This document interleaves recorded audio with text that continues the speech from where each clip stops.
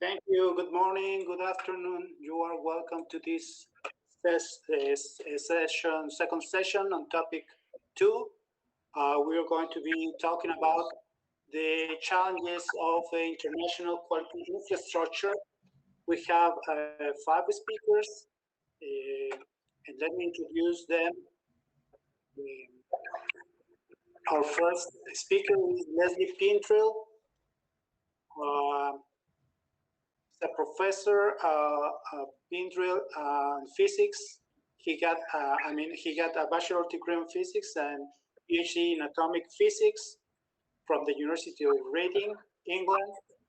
And between 1985 and 2012, Professor Kintril was director at Measurement Technology Division and the Swedish National Metrology Institute at Boras. And from 2006 to 2008, he was adjunct professor at Uppsala University. He plays a leading role at the nationality and internationality, being chair of the UPAP, SUMAMCO, and Aramed, and has been also chair of ISO, the Technical Committee 12 on Quantities and Units, and better measurements to better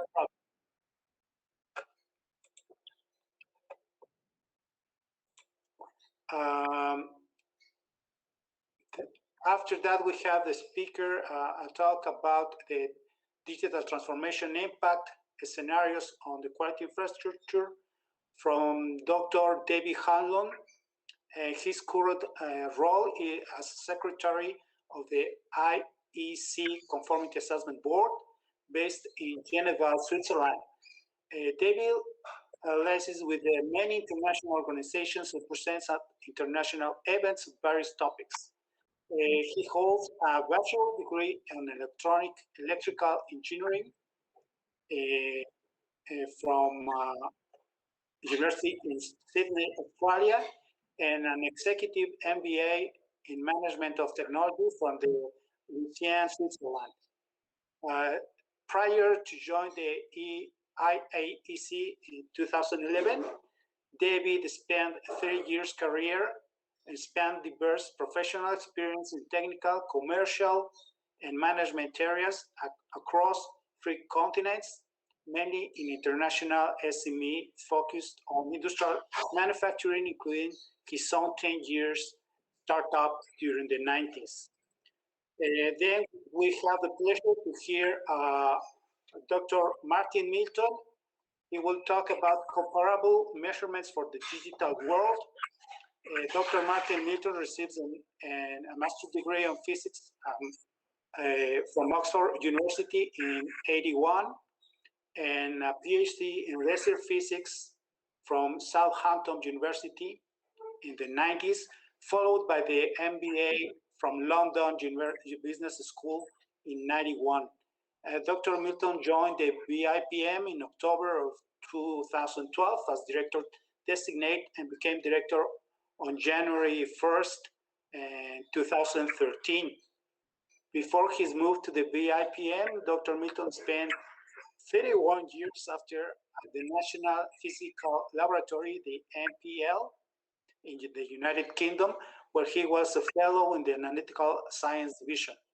Dr. Milton has published more than 90 papers in peer-reviewed journals and have received several awards, including most of recently the Finkelstein Medal of the Institute of Measurement and Control for his notable contributions to the measurement internationally. Then we will have the pleasure to hear Dr. Roman Schwartz. He's going to be talking about the digital transformation of legal metrology processes. Dr. Roman Schwartz, he's a physicist from 2014 to 2020. He was vice president of the PTV. He's now retired, but still working for PTV and OIML. Since 2017, he is a CIML president. He is not going to be available during the Q&A session, but Dr. Charles Ehrlich will be. Dr. Charles got a PhD in solid state surface physics from the University of Pennsylvania in Philadelphia. He is employed in physics at the National Institute of Standards and Technology, NIST, for over 35 years. Most recently served as a program leader of the International Legal Metrology Program in the Office of Weights and Measures. And he served for over 20 years as the CIML member and President Council member of OIML. Currently, he is first vice president of CIML. He also served for over 10 years as chairman for the GIC-GM Working Group 2 about the Bipm committee. Then we will have a pleasure to hear Etty Feller. She will talk about digital transformation for accreditation. Etty Feller, he's a professional background in biochemistry and business administration with major in management. She joined the Israel Laboratory Accreditation Authority in 2000, where she was nominated CEO in 2011. She has over 20 years of experience in the field of accreditation and assessment. And since 2 years ago, she is the chair of ILAC. Her mission is to promote the accreditation by qualified and competent organizations in the harmonized way for the benefit of the world. So let's start with the first speaker. Go ahead.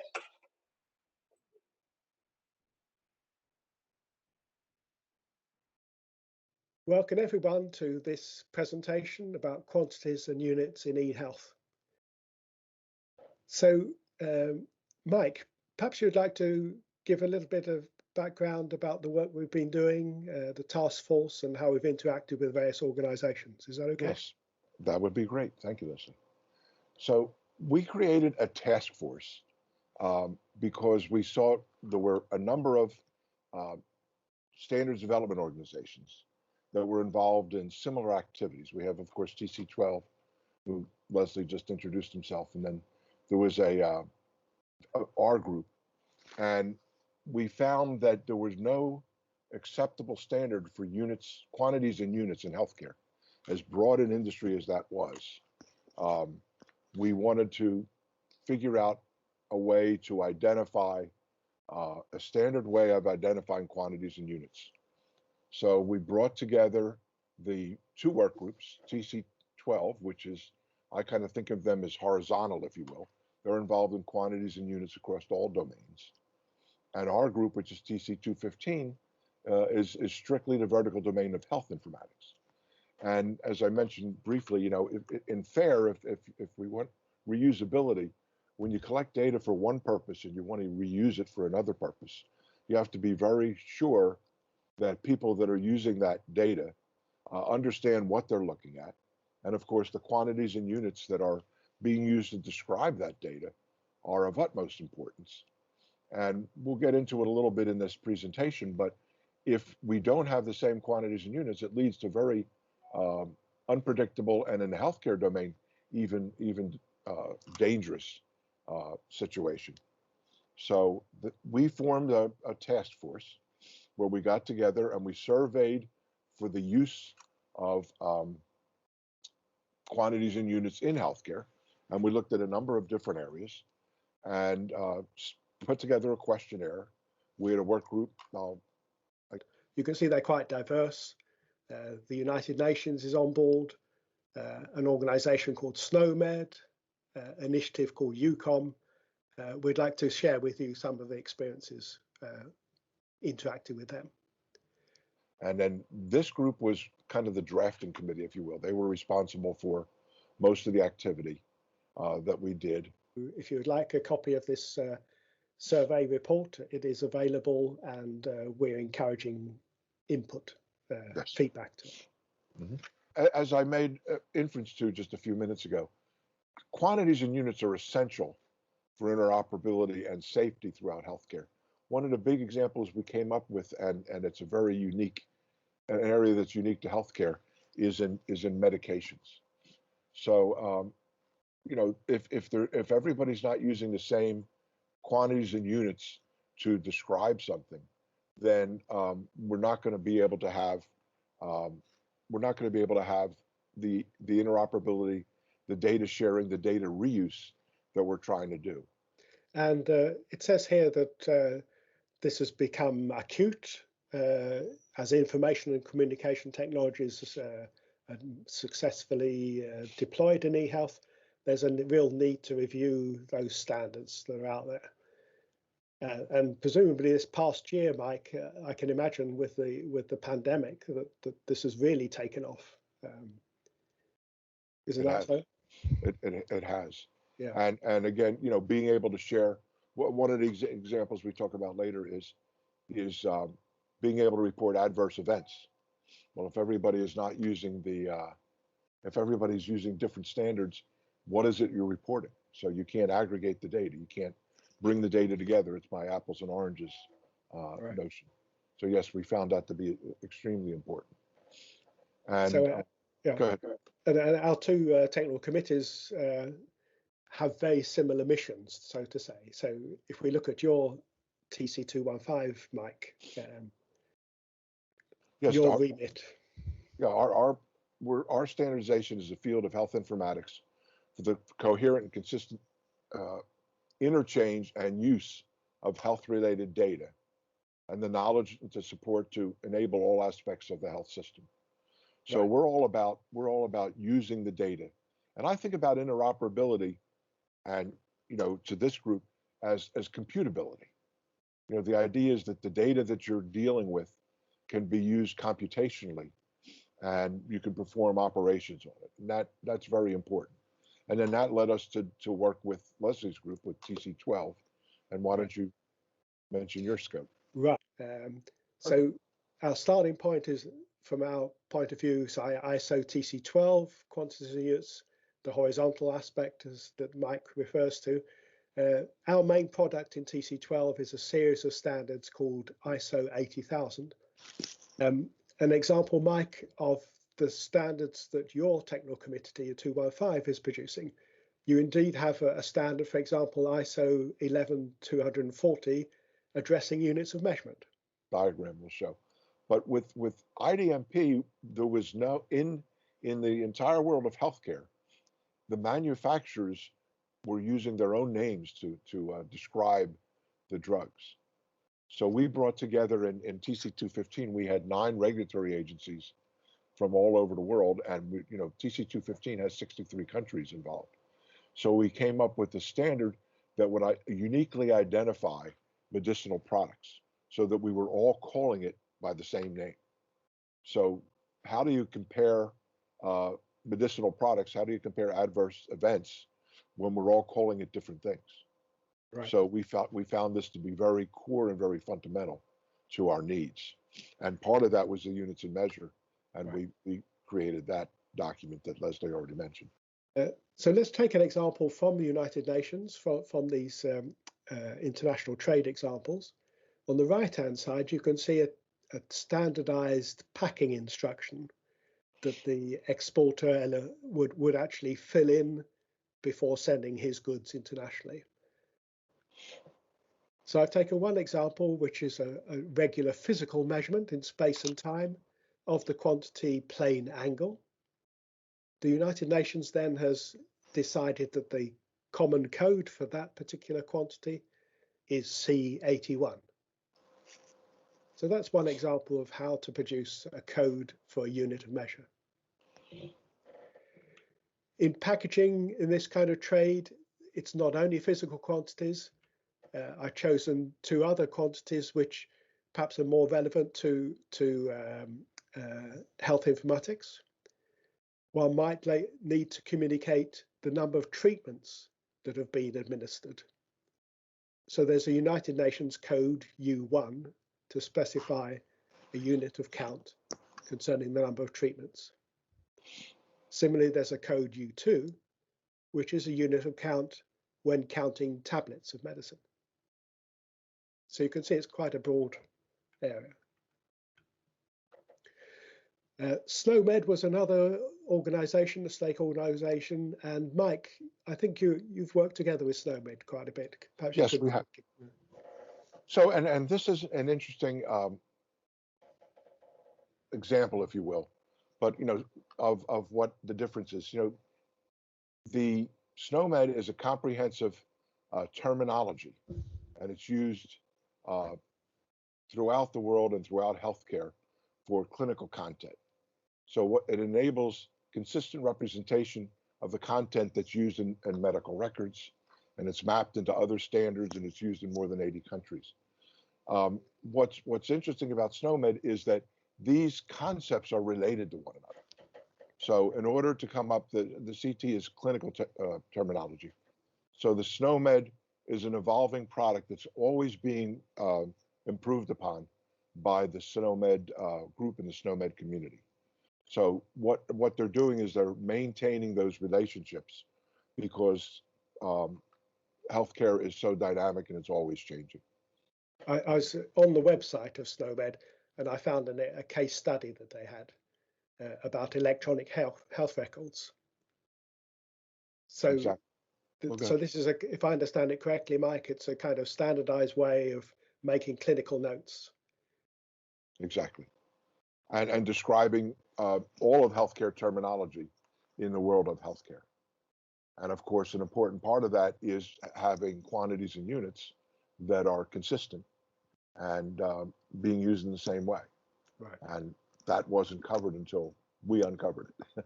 Okay, great. So I thought I'd just give you some examples of the specific challenges associated with quantities and unit standardization in health informatics. With this app on the smartphone, say we have a patient who we want to determine his body mass index. So it's a regular physical measurement. We measure the height of the person and the weight of the person, and then we can calculate the BMI index. Now, that measurement can then be coded using the UCOM coding, and you can see in the example an extract of that particular measurement, where, for example, the code for BMI unit is kilogram per meter square. I mentioned usability, so how does that come in?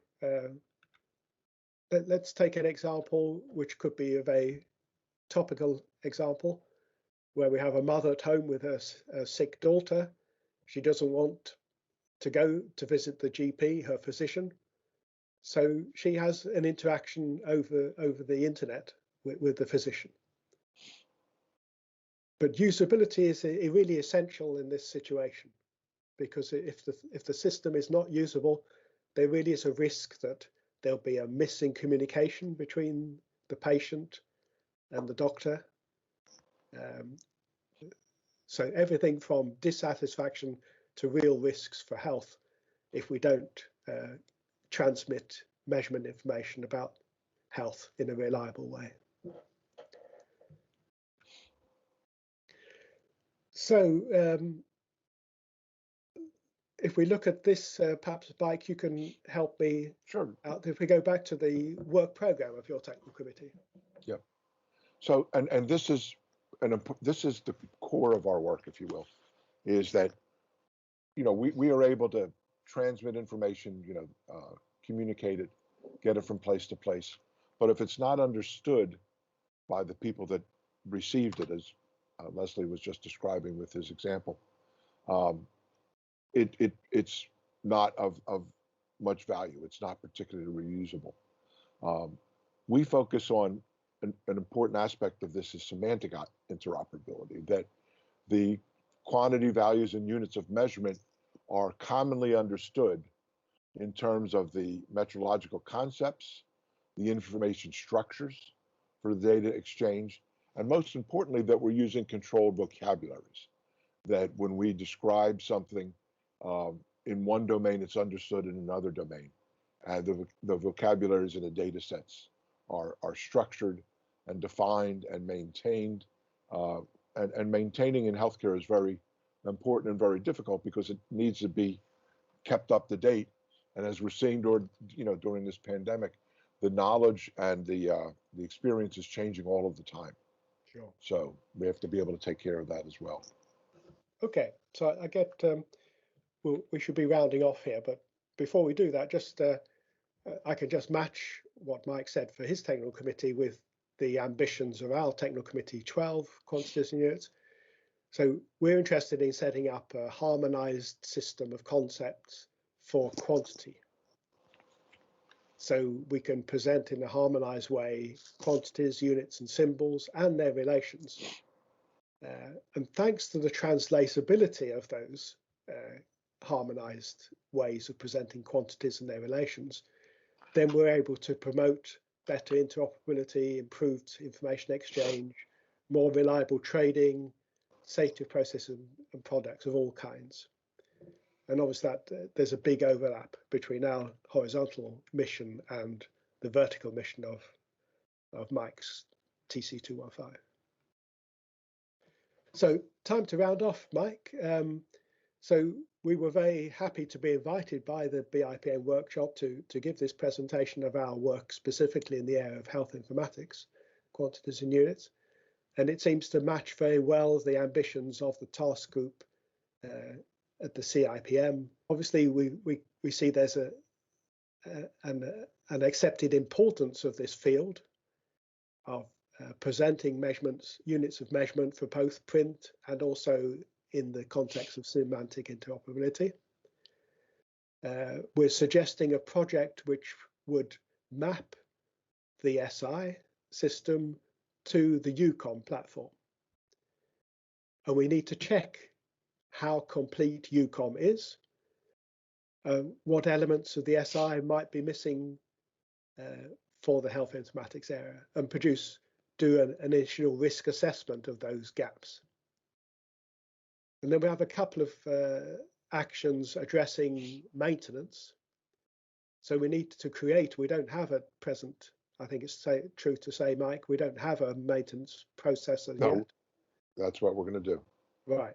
And we would need also to create a maintenance authority, someone of experts who can check to see that we're on the right route. The more short term, as I said, you're welcome to have a copy of the report of our task force, and we welcome feedback from you. In particular, we are discussing with the organisation of the Bipm workshop to hold a follow-up webinar, perhaps in a month's time or so, where we could have up to perhaps 2 hours to have an open debate and discussion about this topic of quantities and units in e-health. So that's about as much as I had to say. Mike, would you like to round off as well? Well, no, I thank you for the opportunity to present to this group, and we are looking for feedback and input, and we feel like we've made a big step forward, and the best way to progress that is to coordinate with the other groups that are out there and the liaison as we've been in the past and going forward in the future. So thank you very much. Thank you very much. Good day to you all. My name is David Hanlon, and I am the Secretary of the IEC Conformity Assessment Board. My presentation is titled Digital Transformation Impact Scenarios on Quality Infrastructure. I hope you find it interesting and thought-provoking. The first thing we need to address for this topic is what is quality infrastructure and what is its purpose. The International Network of Quality Infrastructure, or INETQI, defines quality infrastructure as indicated on the screen. The purpose of a national quality infrastructure is to achieve a certain number of specific national goals. Those goals may include safety for citizens, energy performance, protection of the environment, protection of critical infrastructure, fair trade, and so on. Other goals are often economic, for example, to improve domestic manufacturing quality and facilitate exports. The entire national quality infrastructure, or QI, flows down from these goals. This is the top level of any quality infrastructure. To achieve these national goals, a national policy framework and organization needs to be established, which is ideally risk-based. The national goals need to be prioritized to ensure the best use of the available national resources. The policy framework will put in place mechanisms to encourage good behavior that leads towards the goals, and will put in place mechanisms to penalize behavior that leads away from the national goals. For example, incentive programs and regulations. The persuasive and dissuasive mechanisms will be based on requirements to be achieved. Those requirements will most often be expressed in standards. So the national quality infrastructure will need the capability to either develop its own standards, or will need the capability to be able to select standards from elsewhere, such as international standards. Since the requirements in standards will usually involve some form of measurable limits, having an appropriate national metrological capability is a key element.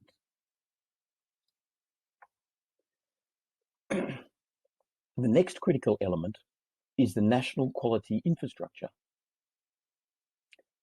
is the capacity to do the checking of products, goods, and services against the requirements in the standards. This is the capacity to assess conformity to the requirements. This is conformity assessment. The national policy for conformity assessment may include pre-market conformity assessment and post-market conformity assessment. The pre-market policies may integrate first-party CA, where suppliers declare conformity to the standards. This is typically used for low-risk products, goods, and services. As the risk of products, goods, or services increase, this is where third-party CA, such as certification, may be required as a policy mechanism. Within the third-party CA policy mechanism, there will be testing laboratories, inspection bodies, auditing bodies, and certification bodies that will check the products, goods, and services against the national requirements. These are the checkers. However, to ensure that the checkers are competent, national accreditation will often be used to check the checkers. The same is true for the equipment used to do measurements. The measurement equipment needs to be calibrated, and a system of checking that the calibration is performed correctly is also critical. The national policy will also often use international global CA schemes as part of the pre-market third-party CA strategy.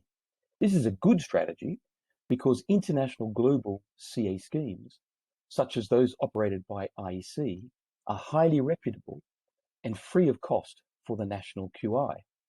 So it is a good use of national resources. The national policy will also often have a post-market strategy using third-party CA service providers to check products, goods, and services that are already on the national market. So from a national goals perspective, the national goals drive the national QI strategy. Then to implement the national QI strategy requires a national QI implementation, which achieves the national QI goals, thus closing the circle.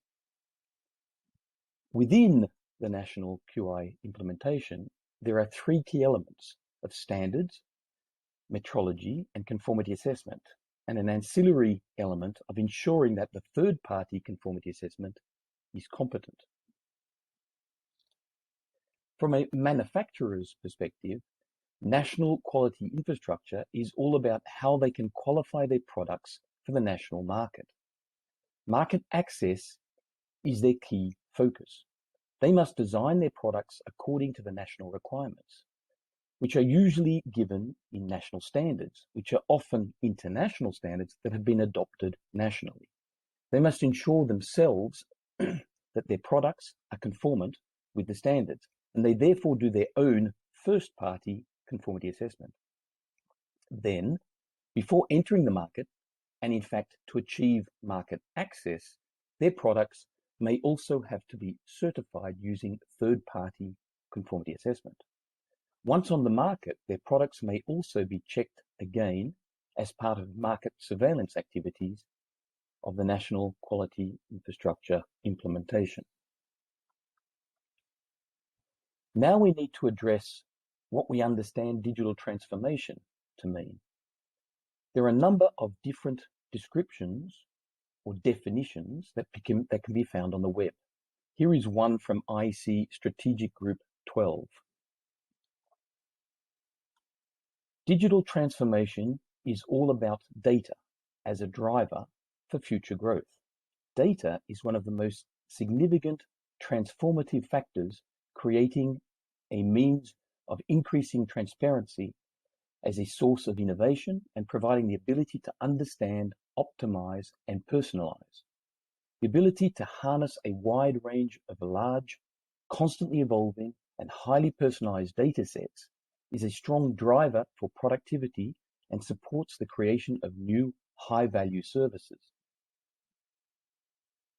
Digital transformation is all about being increasingly connected. Access to communication has fundamentally transformed economies worldwide, impacted almost every aspect of society, and created enormous value. Future AAL, or active assisted living systems for the elderly, will use home devices and wearables to monitor and communicate health and activity data to an AAL service provider. The AAL service provider will receive data and transform it into information, which will be communicated to health services such as a doctor or hospital, which may then prescribe medications and thus communicate with a pharmacy. And of course, information may be communicated to family members and so on. External service providers will also ensure the correct functioning of the remote devices used by the elderly, provide remote updates and patch management, and so on. Digital transformation is all about increasing complexity.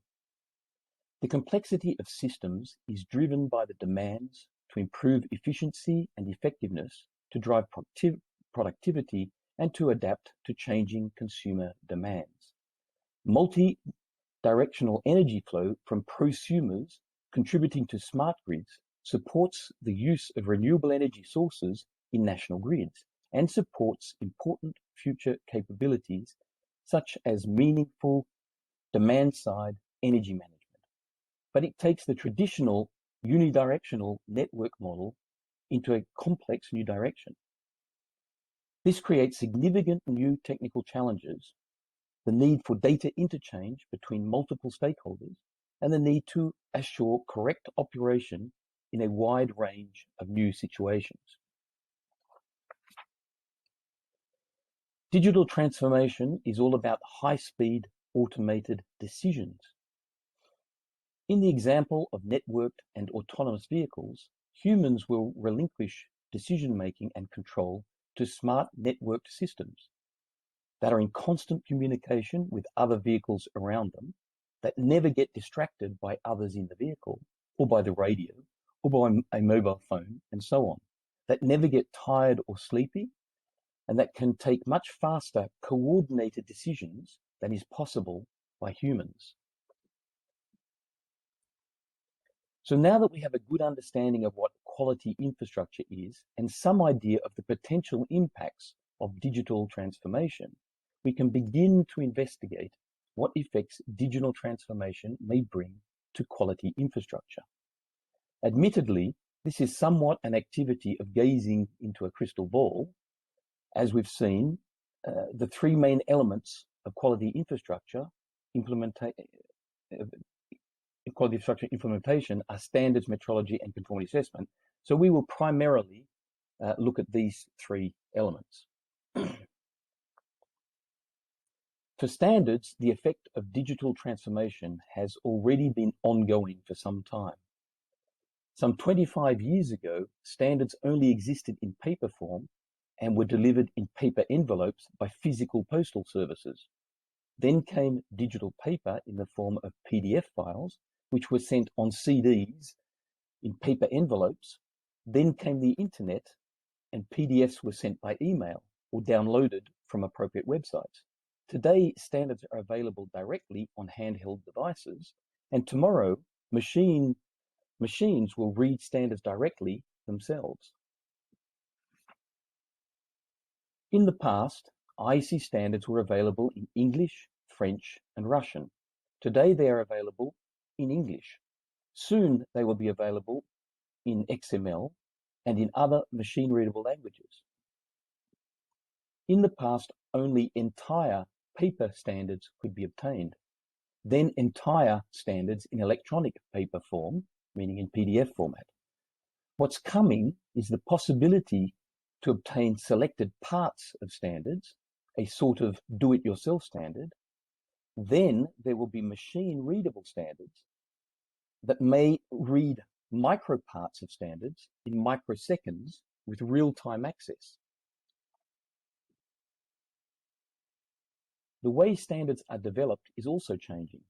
In the past, it was primarily people together in rooms discussing and writing standards. Certainly in the last 12 months, this has been completely replaced by web-based meetings. Then, with the advent of machine-readable standards, could the future, at least for some standards, be machines writing standards? And similarly, while most customers for standards is and has been people in companies developing products and services, could future customers be machines developing products and services? With machine-readable standards, will machines develop conformant products and services autonomously?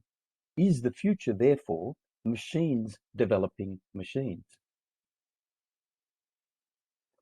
All of this also has an effect on the business model for standards, which began with a pay-per-standard model. This has been supplemented by a pay-per-part of standard and a pay-per-view. Pay-per-click will follow, and possibly pay-per-microsecond in machine-to-machine exchanges. All of these changes and possible future changes to standards are not straight-line trends, but will branch out and run as parallel options and facilities. We can expect similar effects on conformity assessment. As an example, just in the last year, the CA industry has adapted to accept surveillance assessments by webcam. But taking the example of traditional product conformity assessment, products are developed and manufactured by humans and machines together. The product is tested by a human in a lab. The test lab is assessed by humans for capability, competency, processes, calibration, and so on. Test reports and certificates are issued in an online database and often as a paper copy. And now, looking into the crystal ball, in the future, the product is tested in a laboratory by a CA machine that reads the requirements in the standard. The CA machine is assessed for capability, calibration, and so on. The CA machine records machine-readable test data directly into an online database. A test report or certificate for humans may or may not be created. Scenario 3 is the same as scenario 2, except that now the products are manufactured autonomously by manufacturing machines that are reading standards. Also, the CA machine can be located anywhere and not necessarily in a laboratory. As long as the CA machine is qualified, it can be anywhere. In scenario 4, we have manufacturing machines that also have the CA machine's functions integrated into them. This combined manufacturing CA machine reads standards, manufactures products, and performs conformity assessment. This is possible so long as the qualification and calibration of all the functions are appropriate. In this way, every product coming off the product line is intrinsically conformant with the standard. In scenario 5, we have machines and systems that are self-learning. They are artificial intelligence entities that are constantly changing and improving. Their rate of change and improvement is much too fast for humans to assess, so other AI entities do continuous assessment. If such scenarios do one day become reality, this means that future manufacturing machines and CA machines and combined manufacturing and CA machines will be able to self-calibrate and maintain metrological records. A current influence of the digital transformation of metrology is the move towards the digital upgrade of QI for legal metrology, the use of digital calibration certificates, and certainly the metrology cloud. Again, one of the important effects of digital transformation is the use and power of data. Of course, for many, the idea of self-calibrating machines may seem far-fetched, but the seeds have already been sown. By no longer relying on metrological artifacts, and with the move to defining all measurement units in terms of fundamental constants of nature. Although today a laboratory is needed to create the conditions for an appropriate calibration, for some units, who can predict what the situation will be in 50 years? As a final comment, there are at least 3 layers for consideration when considering the potential impact of digital transformation. These are technical, political, and ethical. There are many things that are technically possible, but that can be very disruptive and that require political will to endorse or to oppose. And the question should always be asked whether such disruption is ethical and productive. There are those who see digital transformation as dehumanizing technology, where humans are removed from most communications, where humans relinquish decision-making and control in ever-increasing situations, and where artificial intelligence will come to dominate as a new species on planet Earth. And there are those who see digital transformation as putting people first, as leveling the playing field, and enabling equal participation, providing high-quality, value-adding services and empowerment. Every new technology is a double-edged sword with the potential to do good or harm. Thank you for your attention.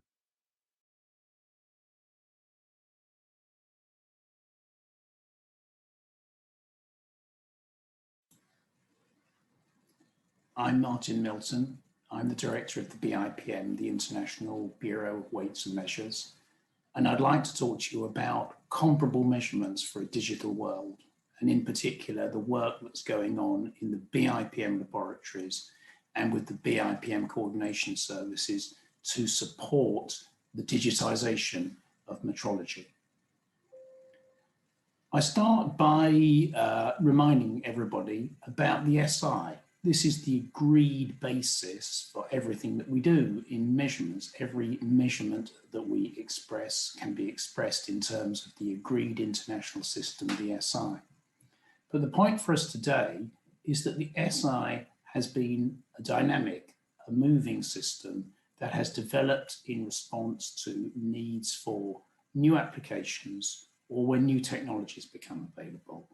Indeed, most recently, in 2018, the General Conference agreed the revolutionary new definitions for 4 of the base units based on references to fundamental constants. In parallel with the development of the SI, the work within the BIPM work program, within the BIPM laboratories, has also developed. We took on board the need for measurements of ionizing radiation, for computing the world timescale, to become involved in chemical measurements, to become involved in capacity building. And perhaps at the General Conference in 2022, there'll be further discussions about how we can become involved in supporting the digitization of world metrology. So how can the work of the BIPM laboratories and the Bipm databases support the development of new digital NMIs. So we're here in this workshop discussing the initiative by the CIPM to provide and to work towards a digital SI framework. This has been pioneered by a task group within the SI who are aiming to enable SI-based digital communication in industry, to support the digital science and open science paradigms, and to get metrological services ready in the long term for artificial intelligence. At the center of this digital transformation activity, these digital transformation objectives, is the goal of making documents and data within our SI measurement system fair, findable, accessible, interoperable, reusable. Now, when we dig a little into what this FAIR means, we can look at the first two, the findable, accessible, in terms of being the motivation to provide data in a way that is automatically readable by computers, that it should be machine readable. The second two, the I and the R, the interoperable and the reusable, these move us towards providing data that should be not only machine readable, but also machine actionable. What I'm going to talk about now is some of the projects that we have in place that we've already started and beginning to plan to make available data from the Bipm laboratories and data from our coordination services and from the SI brochure machine readable.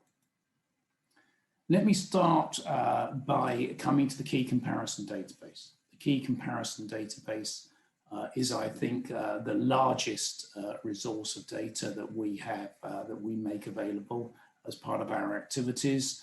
It has more than 1,600 key comparisons in there and more than 25,000 calibration and measurement capabilities. And indeed, this is data that belongs to, that is shared, that is developed by the organizations that participate in the CIPM MRA, and that's at present, there are now more than 260 institutes doing that. Last October, we started our first project to provide machine readable access to the key comparison database. So what does that mean? Well, since its foundation, the key comparison database has been a website. We updated it over the last couple of years to the KCDB2 format, as we call it, which enables the website not only to present the data, but also to be controlling the workflows within the regions and within the technical committees by which the data is approved and entered into the KCDB. But now we're starting to look at machine readable access to this data, and this takes us all to a new level. So what this means is that a client computer can send an inquiry to the so-called API, the Application Programming Interface, and receive as a response from the KCDB client a response including information in an agreed format about one or even all of the CMCs available. This information is simply the information that is already available through the web interface. There's no extra information, there's no issue of confidentiality here.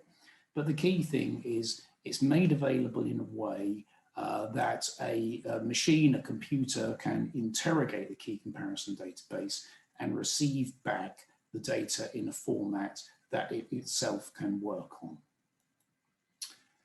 The second digital transformation project that we initiated last October with approval from the CIPM was the development for the first time of a version of the SI brochure in XML format.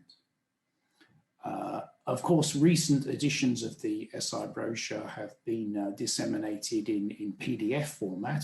That's an electronic format, if you like. But that is a human readable format rather than specifically a machine readable format. So we've started the work to develop a version of the 9th edition, exactly the same as the current one, but in the XML format. This XML version can be converted into different formats, such as HTML or to PDF again, by middleware that can be programmed to exactly replicate the data in the SI brochure into different formats.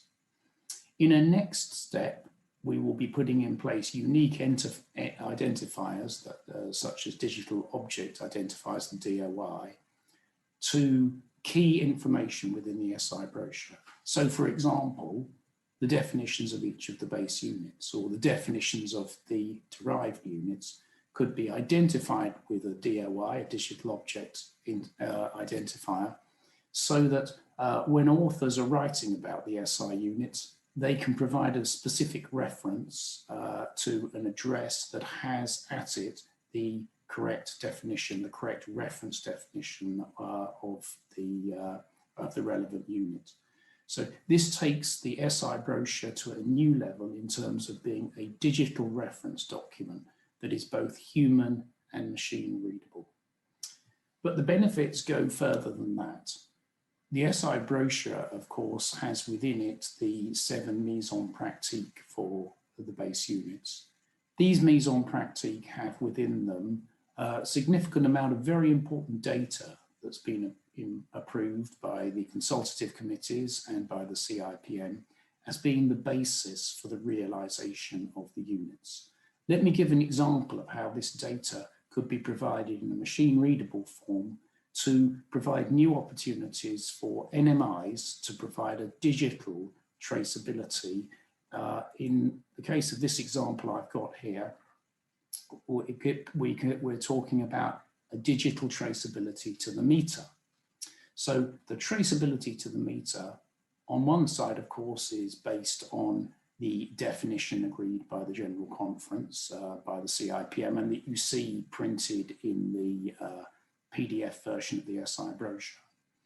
But in more detail, to access the exact definition of the meter, it's necessary to access the mise en pratique and the long table in there of the agreed wavelengths with their agreed uncertainties, and actually similarly for the frequencies and the frequency uncertainties that have been agreed by the CCL and the CCTF. This is all part of the SI brochure in principle. So if an application programming interface can be put in place, and this is something we're starting to consider and that I think the CCL will consider when they meet later this year. If an API can be put in place that can access this data, then calibration systems like the 3 indicated in this diagram, each containing lasers operating at different wavelengths. Those calibration systems can directly access the agreed, updated reference wavelength information every time they're used or every time they're rebooted. So in this way, the dissemination of length measurements on the agreed wavelengths agreed by the CCL can make direct reference to the values for those wavelengths and indeed the heritage of those values when they were first agreed, indeed if they superseded previous values. The latest values can be put in place and implemented in calibration reference laser systems anytime through digital access through the API. So that's something that will be discussed by the CCL later this year. So I've talked there about 2 digital transformation projects, both of which are now at the beta testing stage, and we expect to launch in full shortly after this workshop. But our plans go further than that. Probably another one of the very large repositories of data that we hold is in the Bipm Time Department database.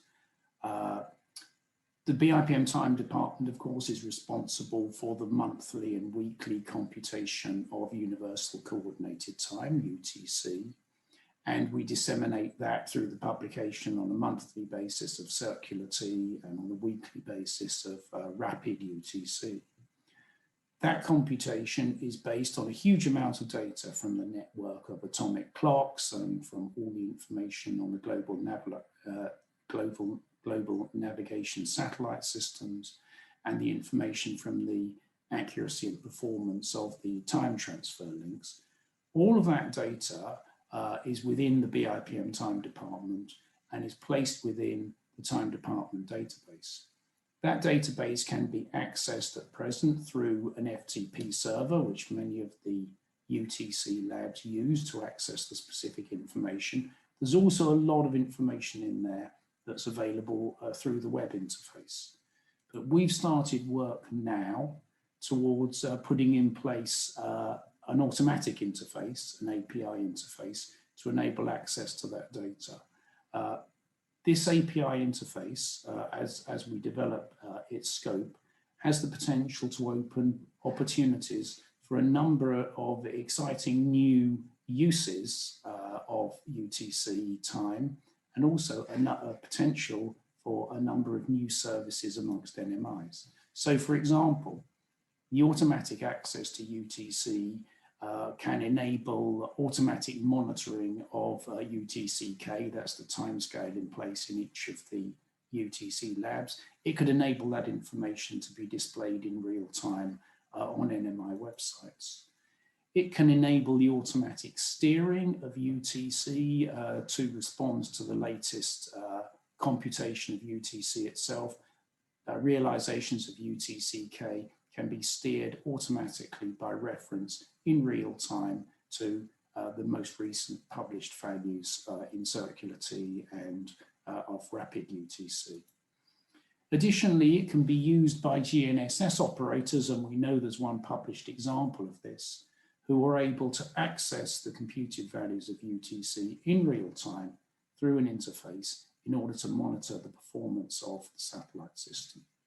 These are just three examples, but I believe in discussion with our time department that there's going to be some interesting discussions at the CCTF when it meets shortly after this workshop about the scope for more digital access to the time data held within the Bipm time department. It's not only length and time where our laboratories have data that can benefit and can lead to new applications if it's made available in new ways. Another example is our plans to put together a global database system for carbon dioxide measurements. At present, of course, we carry out a key comparison, Bipm QMK5, which provides the reference, or the basis for the reference values for measurements of carbon dioxide in the atmosphere at the ambient levels, and underpins the performance of NMI standards. But behind that data is a lot of data in our laboratories about how the key comparison reference value was developed, because in this case it's developed by an independent absolute method. That data can usefully be put into a database system, and automatic access can be provided so that users of this system can have greater access and be provided with greater transparency as to what is the basis for the greenhouse gas measurement scale that's disseminated by the NMIs. So I've talked about a number of projects that are underway. I've talked about the key comparison database automatic access project. We've just launched another one for the JCTLM, that's the Joint Committee for Traceability in Laboratory Medicine database, which will be underway later this year. I've talked about the plans for the time department database.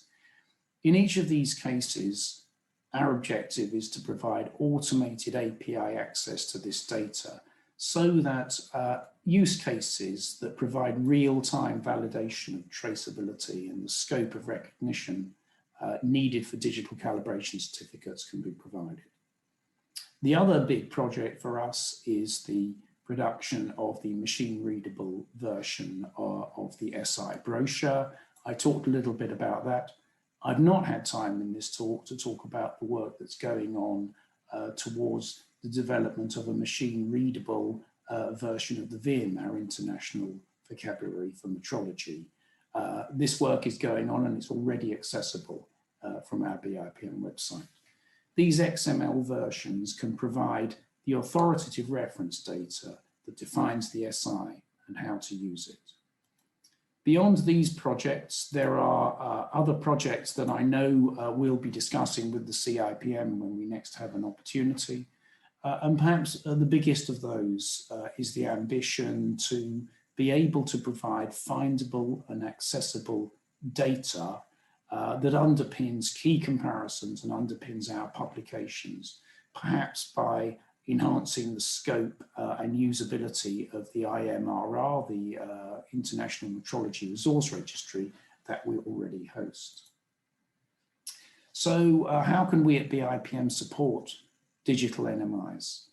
I think we can do that by supporting open data practices like the FAIR that's been discussed in this meeting, by implementing new digital formats for metrology data and metrology publications, and by providing machine accessible data and reference information. Thank you.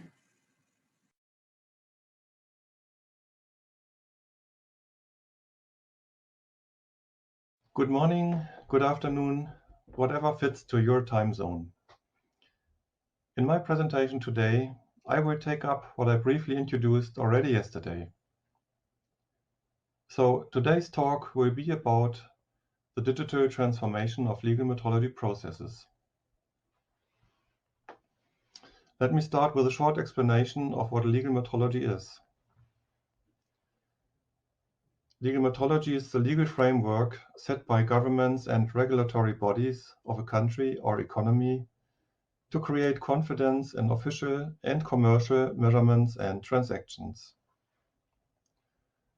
Thus, legal metrology serves to protect the citizen and to ensure fair competition in trade.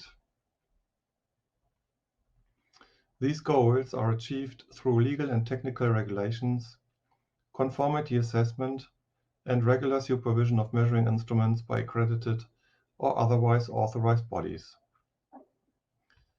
For legal metrology, the digital transformation is a real challenge.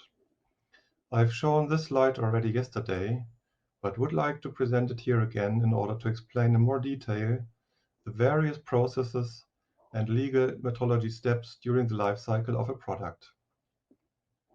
The life cycle of a product, the measuring instrument, begins with the manufacturer, who is responsible for the product design and the production line, where a third party takes care of the conformity assessment steps, comprising type examination and the surveillance of the quality system for the production. These two steps, accompanied by market surveillance activities, guarantee that the products which are placed on the market are in conformity to the approved and certified type. These activities are often designated as pre-market activities. Once the customer has bought the product and has put it into use, he will be responsible for the proper installation and use, and has to take care that a verification body performs the verification and regular re-verification. These activities are designated as post-market activities. In addition, the instrument usually also requires regular maintenance, eventually repair, and also software updates. For the sake of completeness, I would like to mention again that in some countries and regions, market surveillance is also considered as a post-market activity. Looking at the various processes during the life cycle of a product, it becomes obvious that the digital transformation of these processes can only be successful and effective if it is based on the exchange of fair digital data, where the emphasis is on the I, that means the interoperability of digital data and processes. Here I would like to present a more detailed view on how a fully digitalized life cycle of a network instrument could look like in the future. The picture here focuses on the various legal metrology activities, but it can equally be applied to other metrological activities such as calibration.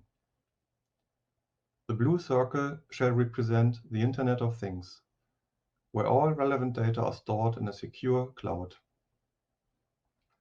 The box in the middle shall represent the smart measuring instrument and its digital representation. I shall provide a more detailed explanation of the concept of a digital representation on the next slide, but would like to mention here already that it is understood as a representation of the physical instrument which contains not all, but the relevant data of an individual instrument throughout its lifetime. The life cycle starts again with the manufacturer, who is responsible for the production of the measuring instrument, its remote control and remote maintenance, as well as the continuous analysis of incoming data. The smart measuring instrument is marked electronically, for example with a digital plate, which forms part of the data stored in the digital representation. The certification body or other responsible authority takes care of either peer assessment or accreditation of the manufacturer, the supervision of the manufacturer's quality system for the production, the conformity assessment of a new type of measuring instrument, which could be done remotely in the future, where the respective certificate and related test report, etc., can be stored electronically, for example by a digital certificate of conformity, which is again stored in the digital representation. Provided that a test laboratory has successfully performed a test, maybe a remote test, and issued an electronic or digital test report to be used by the certification body. The Market Surveillance Authority will perform a remote supervision and ensure remotely conformity to type. The initial verification and periodic re-verifications, as well as sampling inspections and other activities of the inspection bodies and verification authorities, will also be done remotely, where an electronic or digital mark is stored in the digital representation of the instrument. We can expect that in the future, certainly after a transition period, all the information in the red boxes, that means the software information stored in the digital representation, will completely replace the traditional way of hardware marking verified instruments. Of course, the customer is responsible for the proper use according to the specifications of the manufacturer and the legal requirements. Last but not least, the accreditation bodies are responsible for the accreditations of the manufacturers and other stakeholders involved, for example, certification body and test laboratories. To be very clear, this is a vision and not yet reality, but many colleagues are working hard to make this vision become reality in the not so distant future. Before I'm going to give some examples of where the digital transformation process has already started, I would like to repeat what I have said yesterday already. The digital transformation of legal metrology processes, and I would add of all metrological processes, can only be successful and effective if it is based on the exchange of fair digital data, where the emphasis is on the I.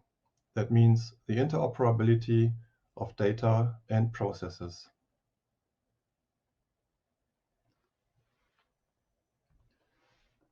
As announced already, here are some more details about the concept of a digital representation in metrology processes.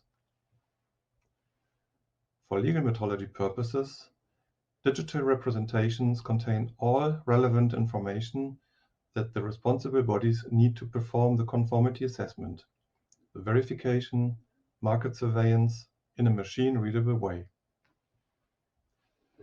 Digital representations also know the relevant standards and regulations and provide machine-readable information about it. They also contain all relevant information for customers to gain trust and confidence in the products and quality measures. They provide machine-readable interfaces for users and manufacturers to enable smart quality assurance, and combine machine-readable documents and certificates hence enable automation of digital quality infrastructure processes. Very importantly, they are secured and validated to provide access to information only to eligible parties. The Digital Certificate of Conformity and Metrology, the DCOCM, is my first example of where the digital transformation process has already started. It is a project that PTB has recently started in cooperation with the weighing industry. The idea is that the DCOCM forms part of the digital representation of a measuring instrument under legal control, for example, a weighing instrument, where it contains the type evaluation certificates, the certificates of supervised manufacturers' quality systems for the production, and other relevant documents, and provides the legally prescribed information as machine-readable data, for example, digital data plate, digital test report, digital verification mark, etc., to enable stakeholders to perform all legally prescribed actions. This will require a holistic approach to address the needs of all stakeholders involved during the life cycle of an instrument. All this is intended to be realized using fair digital data based on the SI. The other example of where the digital transformation process has already started is the Metrology Cloud project, also initiated by the PTB. It is kind of a prototype of a European platform for the digital transformation of legal metrology processes. The objective is an easy but secure remote access to the relevant digital data by all players involved, where the players are manufacturers, conformity assessment bodies, verification bodies, and users. Let me use the example of a software update to illustrate how the process is intended to work. In step 1, the manufacturer has developed a software update, which is to be uploaded into the digital representation stored in the secure Metrology Cloud. In step 2, the manufacturer informs the responsible conformity assessment body who evaluates the update. In step 3, the user will be informed about the update and its successful evaluation. If the user accepts the update in whatever way he prefers, the update will be installed in the measuring instrument. Finally, in step 4, the responsible verification body is informed and tasked to re-verify the measuring instrument.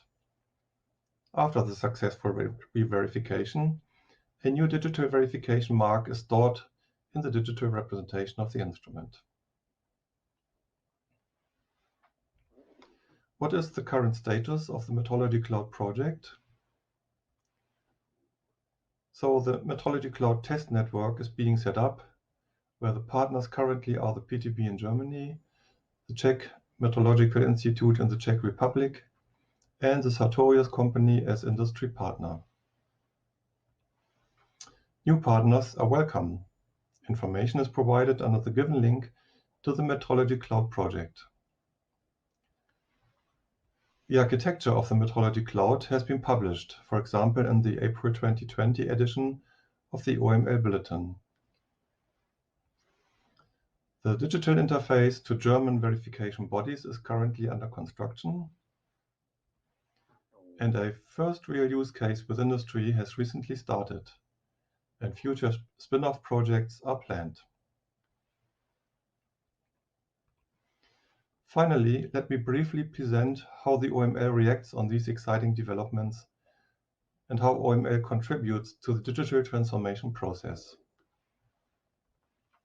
Firstly, I'd like to mention the development of internationally harmonized general requirements for software-controlled measuring instruments published in OML document D31. An updated revision has been published 2 years ago, and the responsible project group is already working on the next revision to accommodate current trends in legal metrology, such as machine learning, remote verification, and new operating systems. For example, to enable future remote verifications, the responsible project group currently investigates whether devices' responses using a physical copy or a digital representation are comparable. As another example, the next edition of OML D31 will include aspects of secure access to legally relevant data, protection of transmitted data, and authentication of the parties involved. The OML, in cooperation with partners from member states, also organizes or supports respective workshops.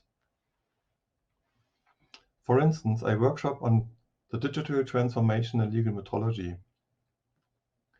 This workshop was originally planned to be held in Berlin last year, but had to be postponed because of the pandemic. The joint OML PTB WELMEC workshop will now take place as a one-day webinar on the 5th of May this year. It will address current challenges, opportunities, and solutions regarding digitalization in legal metrology, and is especially intended to provide a platform for the exchange of new strategies and concepts.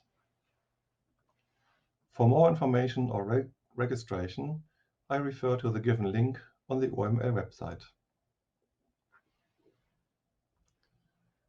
Finally, I'd like to mention OML's cooperation in the field of digitalization with other international organizations, notably the Bipm. Last year, a new joint task group has been established after approval by the respective international committees, namely the CIPM and the CIML. The major aims of the joint task group are to foster enhanced cooperation between the Bipm and the OML in order to facilitate both organizations in serving the member states better, and to speak with one single voice for metrology.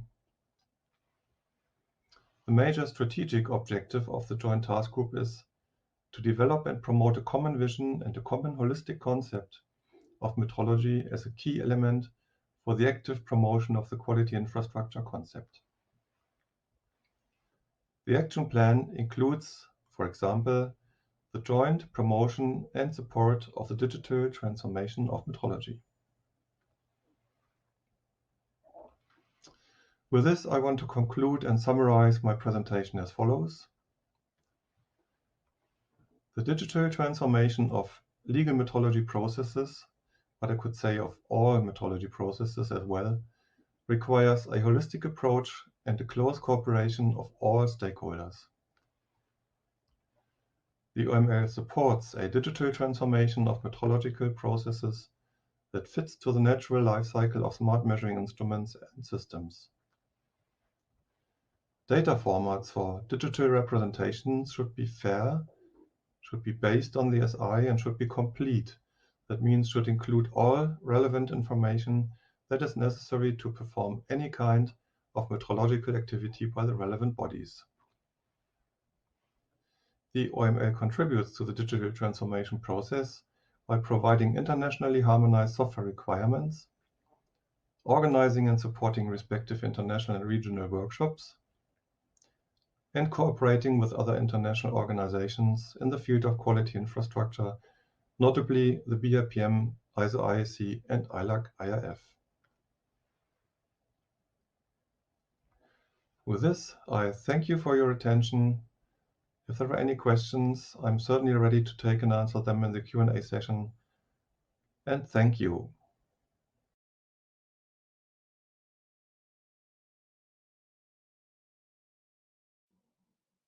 Hello, everyone. It's a great pleasure and privilege to give you a short presentation on behalf of ILAC.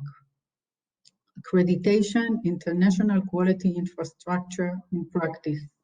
I'm Eti Feller and I'm the ILAC chair. The main topics in the presentation will be the ILAC MRA, how it works, the assessment system, reality, risks, challenges and opportunities, and some publications. The ILAC MRA in summary. ILAC MRA in summary means that 102 ILAC MRA signatories, which are accreditation bodies. We as signatories accredit more than 80,000 accredited laboratory, 12,200 accredited of inspection bodies, 560 accredited proficiency testing providers, and last but not least, 200 accredited reference material producers.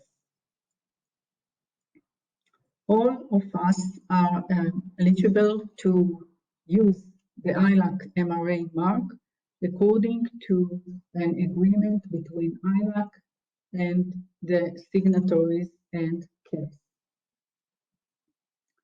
So how it works? The ILAC MLA MRAs of a region that recognize is eligible to use the ILAC arrangement, the ILAC MRA. Currently, the MLA MRAs of 5 out of 6 regions cooperation bodies, AFRAC, APAC, ARAC, EA, and IAAC are recognized by ILAC. Recognition of a region is achieved after a successful peer evaluation by ILAC every 4 years. Signatories to the regions cooperation bodies are also members of ILAC and entitled to become signatory full members of the ILAC MRA. All of us can use the ILAC mark. ABs, all the ABs as signatories to the ILAC MRA work according to ISO IC 17011-2017. The definition of assessment technique, method used by an accreditation body to perform an assessment. Process undertaken by an accreditation body to determine the competence of conformity assessment body based on standards and or other normative documents and for the defined scope of accreditation. So this is the process that each one of us have to follow and to make sure that we work according to the standard. The updated ISO IC 17011-2017 also defined several assessment techniques. Assessment technique can include but are not limited to on-site assessment, the traditional way that all of us around the world are familiar with. Remote assessment, which for the last year became more and more preferable by ABs and CAPS. Witnessing, documentation review, file review, measurement audit, review of performance in proficiency testing and other inter-laboratory comparison, validation audit, unannounced visit, and interviewing. Some of, if not all of them, can be done remotely, and digitalization is part of our life for the last year in each one of them.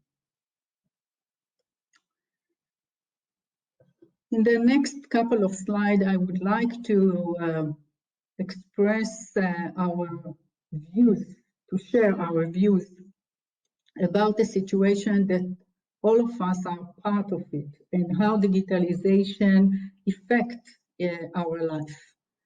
The next slides will be about reality, risks, challenges, and opportunities. Reality. The reality indicated the need to be prepared for systematic changes because of global issues. We have to address the fourth industrial revolution and to contribute to the society. the accreditation services are changing and have to be more open-minded. The process and information are shared in more secure way, not only via mail. And we have data security issues these days, and data from organization and kept from for long-term use. The risks that we face and we have to take into consideration is the changes to the model of the way we work, changes to the model that work, and how it affects the outcome, access to advanced method, remote method, and to make sure that we use an appropriate system, a validated system. Also changes to the process recognized by the regulators and stakeholders. Remote assessment is a challenge to regulators and some of our stakeholders since they believe only in the traditional way. And last but not least, confidentiality and all what we know as penetration tests and other issues that relate to confidentiality in our digitalization work. So the challenges. The time to implement new technology is very short. In some cases, we had to do it in a couple of weeks or couple of months. We have to make sure that employment skills are adequate. Information load. We have to think or rethink, do the AB need all the information that we have had till now? We have to look again and to make the best use of the data that we get from ABs and to make sure that it's relevant to the use. AI has a potential to evaluate our decision, and some system already challenge our way of getting to a decision. And the question is whether we are ready that artificial intelligence will be part and will take decision according to our outcome from assessments.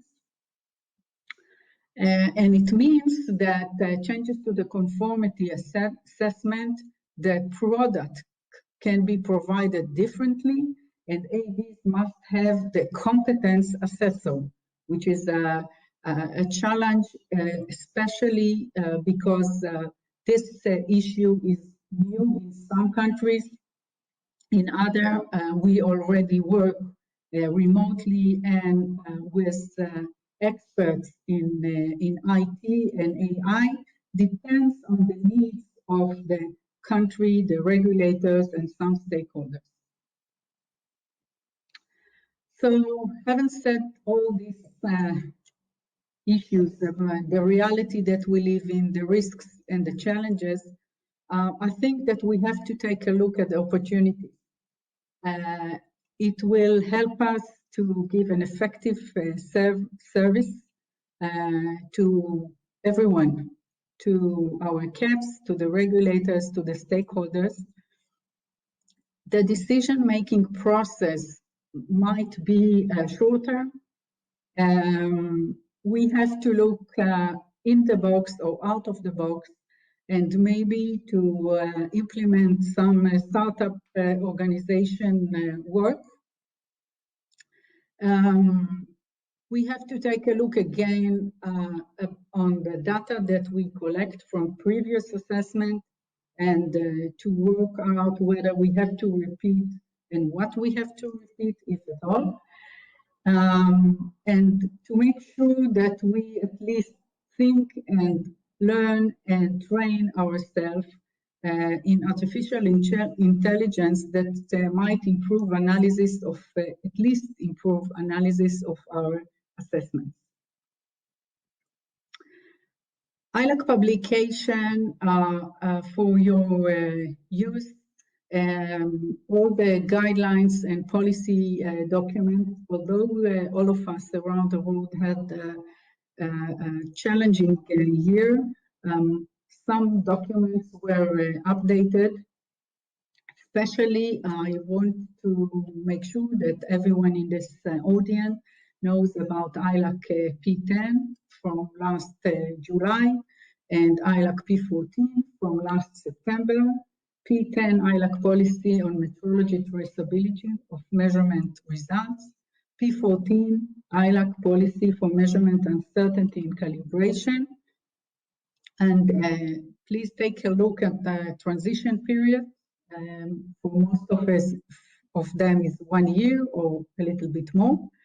And the fact sheet, we have a specifying accreditation for COVID-19 testing that was published on August 2020 in order to give our signatories and CAPS, regulators and stakeholders support from accreditation to the current pandemic that we are all affected by. Here is the list of source of further information for your review. We will be happy to get your feedback, and if you need any more information, please don't hesitate to contact us. And with that, I want to thank you, and we'll be happy to answer any questions or anything else that you think that I can answer. Take care and stay healthy. Bye-bye.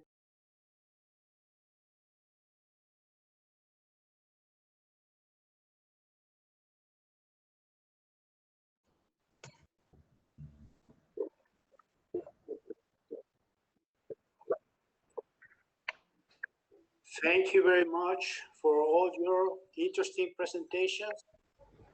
Now we have a few minutes for answering questions. Please, Edwin, select which questions we have available.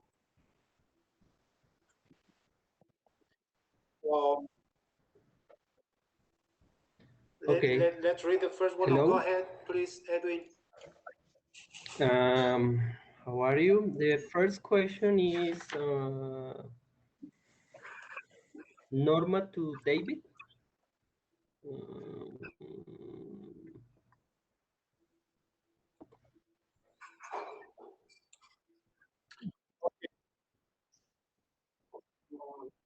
Okay.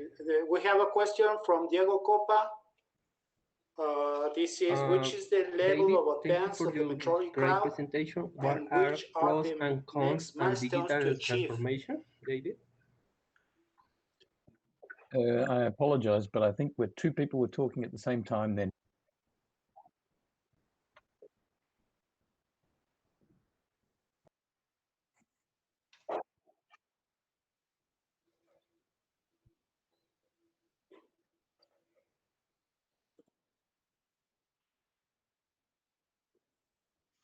We have a question from Diego Copa. Which is the level of advance of the metrology cloud?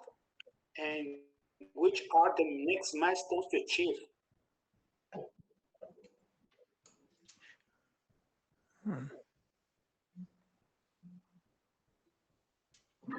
So was that a question for Dr. Schwartz? Yes, please, Charles, go ahead. Yeah. Okay. Well, thank you. I will have to get back to Dr. Schwartz about the exact status of that cloud, of what the metrology cloud is. I think he gave you a link to a workshop that will be coming up where you could get more information, but I will ask him to elaborate on that.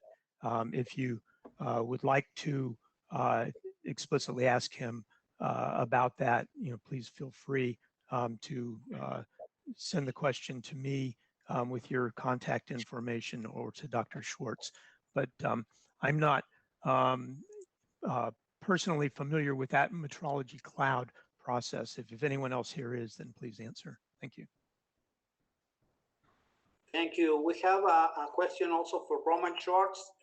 When you say the shared vision of a legal metrology, fully digitally operated, can be really in the near future, what do you mean by near future? Okay, well, thank you for that question as well. Yes, I did talk to Dr. Schwartz about that, and he did emphasize in his presentation, and he wants to emphasize further that this is still in the very early stages. He talked about the digital conformity assessment certificate, which there's initial activity in that, and then also what he talked about with the cloud. But this isn't something that's going to be rolled out tomorrow or in the immediate near future. So I'll take that question back to him. But I think this is a very long-term project. Thank you. Thank you again. The next question we have from Norma Gonzalez, I think, for David Hanlon. Thank you for your great presentation. What are the pros and cons of digital transformation from your point of view? Well, as I said in my presentation, digital transformation, like all new technologies, can have very positive effects but can also have negative effects. If we look at the internet today, it's a great source of knowledge, it's a great source of bringing people together, but it's also a source of putting people into their own little bubbles and living in groups that believe one thing and don't listen to others. So the internet is just an example of a technology that has very positive and very negative and possibly negative effects. Digital transformation, we don't really know what will be. Well, we have some ideas of certainly of what the positive effects of it will be. Certainly, as I said in my own presentation, leveling the playing field, putting people first, providing high quality services to more people. So there are a lot of advantages. We don't know exactly what all those services will be yet, but there are certainly good things to come. But there is the potential also for the possibility that certain decisions will be taken from humans or relinquished by humans to machines that can take decisions a lot faster than humans can. If you look at the stock exchange today, most decisions are taken very, very quickly in microseconds in the stock exchange by artificial intelligence and other systems. And is this a good thing? Is this a bad thing? Only time will tell. We also talk about deep fakes and things like this. So there are very positive things that can come from the digital transformation, as there can be negative things, and only time will tell. And humans maybe taking conscious decisions to do certain things and to accept or not certain technologies will also be very important. So there is some kind of political will that will be needed at some stage as well, possibly.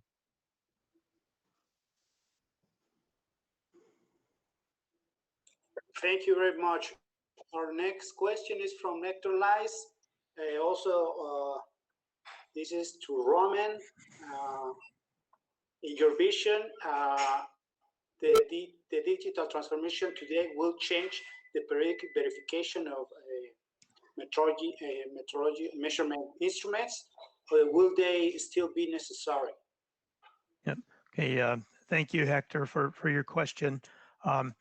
Certainly, periodic verification will continue to be an important process in the metrological control of legally controlled measuring instruments. However, how that periodic verification takes place will and can change considerably. I mean, I think that with the vision of the measuring instrument being in constant communication with the internet, it will be much easier for some kind of artificial intelligence or something to be set up where the periodic verification can be done in a more automated way.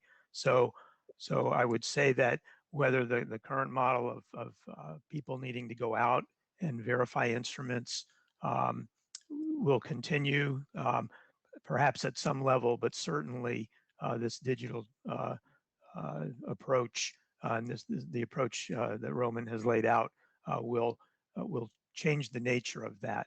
But it will still be necessary to monitor the performance of instruments and make sure that they don't deteriorate in their performance over time. Thank you.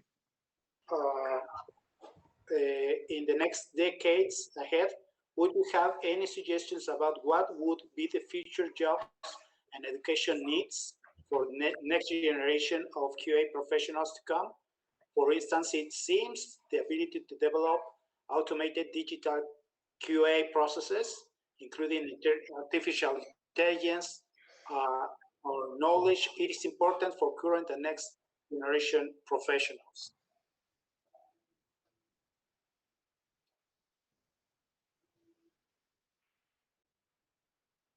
Yes, can I speak to this?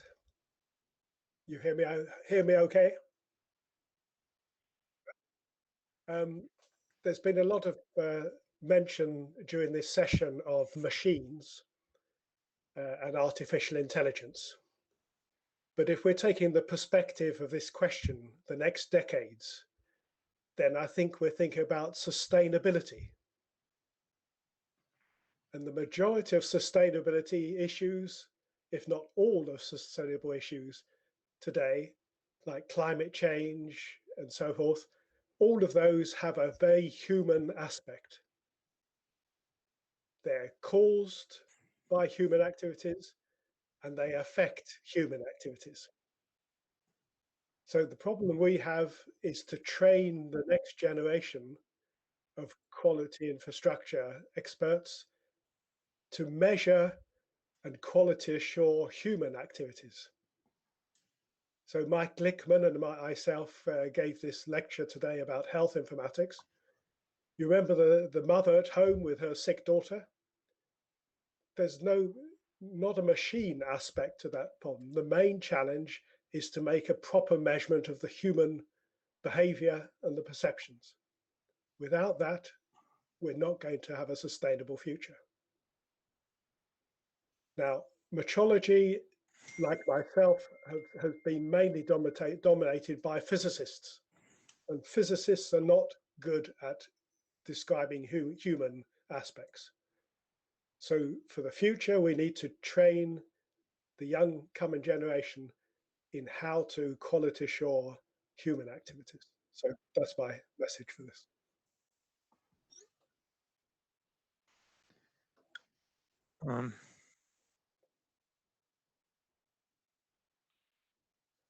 Okay. I guess I could add to what Dr. Pendrell said from the legal metrology perspective. I mean, indeed, the questioner is right that there are huge challenges ahead and the need to provide Hi, Philippe, can you hear me? Ah, okay. Oh, Martin, so you're talking. Is this good? Yes. Okay. So thank you. Okay.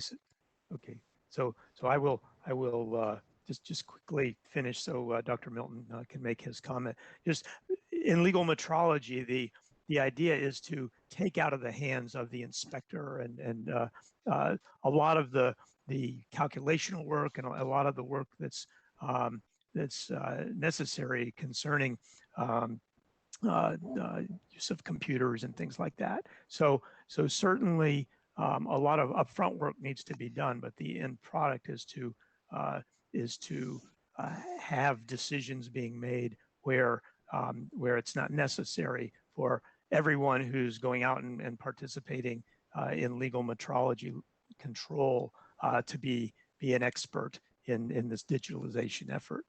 So I'll just say that and yield to Dr. Martin Milton to answer the questions for him. Thanks, Chuck. So if I could take a question about the digital transformation in QI and the extent to which this is going to require new education and new skills for people working in the NMIs. It's a good question, and probably we're all thinking about that this week. Obviously, we're using a new conference tool here, but we're talking about needing a much deeper understanding into what a digital certificate might be, how we might put our measurement data into a digital certificate, and how our users, our customers, might want to use a digital certificate. So I think there's a lot here that we're all going to have to learn, and we're going to need people on board with the software skills and with the understanding of the data exchange opportunities that come along. But probably a lot of this needs to be driven by user demand. If we get highly effective in using very advanced IT systems, that's going to be useful if our customers and our users come along with us, and they also have the skills to use those kind of things. So I think we're part of a society that's going to need to develop more and more skills to exploit these possibilities.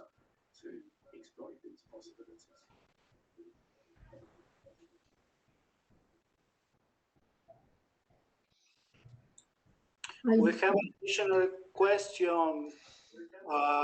Assuming OIML will consolidate a document regarding this, the digital certificate and the digital conformity certificate, when do you think both may be an OIML standard?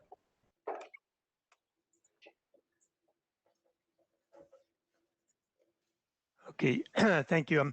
I'm not sure that I fully understand the question. I'll interpret it to mean the question is when would there be an OIML recommendation, which the OIML documents are called, and not standards, but when we would have such a document. That isn't entirely clear. I think this is similar to the question earlier about what does the near future mean. But as Dr. Schwartz gave in his presentation, there is work being done in the software area in OIML to modernize that and to bring these issues into OIML that way. So that work is started. But as far as when there will be an OIML recommendation on digitalization, I think that work has not started explicitly. So I'll take that back to Dr. Schwartz as well. Thank you. One last question. In healthcare informatics, the non-deterministic nature of artificial intelligence or machine learning is difficult to regulate, and it is challenging to perform conformity assessment. This is Mike Gilman, probably is not a question, it's more a comment.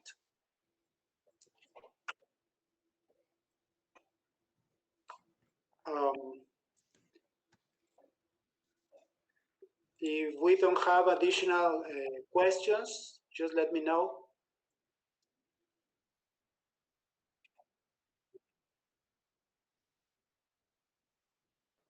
Oh, well, I have this remark for the for tomorrow's session.